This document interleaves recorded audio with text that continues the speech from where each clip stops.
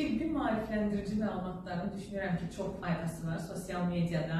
Misal üçün, artıq valideynlər hər TSH yüksəkliyinə görə müalicə tələb olunanda həkim tərəfindən bunu araşdırırlar. Bu nümunəni göstərmək istəyirəm. TSH bir qədər yüksək olur, müalicə təklif olunur, lakin valideyn araşdırır və səhifələrimizdə məlumatları görür ki, hər TSH yüksəkliyi müalicə olunmur. Ona görə də təkrari müayinə üçün müraciət edir və bir neçə aydan sonra təkrari müayinə zamanı TSH-ın tam normal olduğunu görürük. Və yaxud da bu ikinci analizdə uzun müddətli antitepo adlanan antitel yüksək olsa da uşağın TSH-ı və sərbəst T4-ü, yəni tiroid funksiya testləri tam normaldır və bunu da biz hər zaman qeyd edirik ki, antitellərin yüksək olması hələ ki Hashimoto demək deyil. Hansı hallarda yüksək ola bilər hormonlar? Bu yanlış nəticə verə bilər hansısa laborator xətalar zamanı, uşaqda hər hansısa bir xəstəlik varsa, stres dönəmlərində, ona görə də tələsib müalicə etməyə ehtiyac yoxdur.